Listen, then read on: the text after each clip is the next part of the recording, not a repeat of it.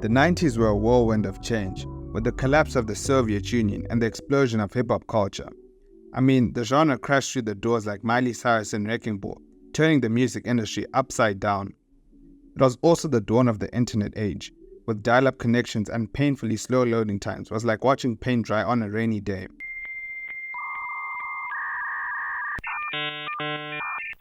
Additionally, there was a rise of cable television, resembling a buffet of entertainment with channels popping up like mushrooms after a rainstorm. But for the cricket world, the 19th seemed pretty much the same as a collection of about a dozen independent Caribbean island nations continued to rule the world.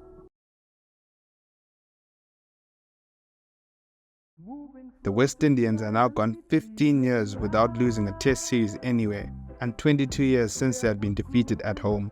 The cracks though have started to appear in the veneer of the number one team, as losing a test here and there was becoming a norm. However, the team still boasted some good talent. The prodigious Brian Lara, who in a span of 3 months had registered the records of highest individual scores in both Test and first-class cricket. The captain Richie Richardson, supported by Carl Hooper, Jimmy Adams and the twin terrors with the ball, Courtney Walsh and Curtly Ambrose. The West Indies were still a force to be reckoned with. With the intent of ending the game's most iconic dynasty, the Baggy Greens arrived in the Caribbean in March 1995. Having started their rebuild under Alan Border in the mid-1980s and despite winning the 1987 World Cup, Test domination was still some ways off. Under new captain Mark Taylor, post-retirement at Alan Border, the Aussies had started to rediscover some of their earlier swagger, becoming tough and uncompromising.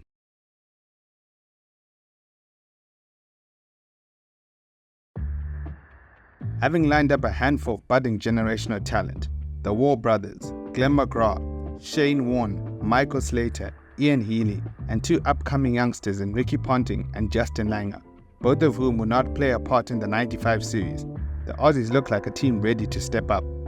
But in the last 2 series against the Windies in 91 in the Caribbean and 92 and 93 in Australia, had seen the Aussies unable to cross the finish line, ending with a scoreline of 2-1 and the 1-run loss at Adelaide leaving an agonizing scar. The limited over series that preceded the test saw the hosts win comfortably 4-1, and before the start of the test, the Aussies were derailed with injuries to their pace spearheads in Craig McDermott and Damien Fleming, who would be unable to take part in the whole series.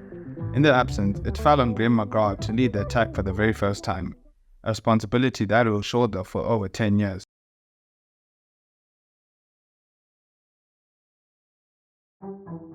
The first test at Bridgetown was won by Australia by 10 wickets. The second test was drawn due to rain, and in the third test, the Windies bounced back to win by 9 wickets at Port of Spain. The stage was now set for the fourth and final test at Kingston, Jamaica.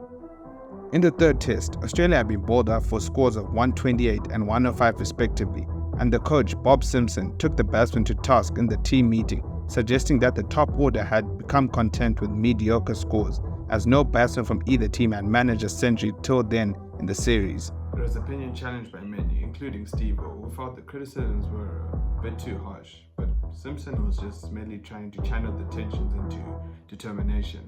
As I walked away from that meeting, I thought, maybe there is something in what he's saying here. Are we tough enough? Can we break through and get that big score? Recalled War years later. Looking back, it was a masterstroke, War admits. He is trying to prod us and pry us into something memorable that would win us the series. Sometimes you've got to be sat down and told the truth, and that was it. We were probably a little bit soft and we could do better. And better they did, as it turned out.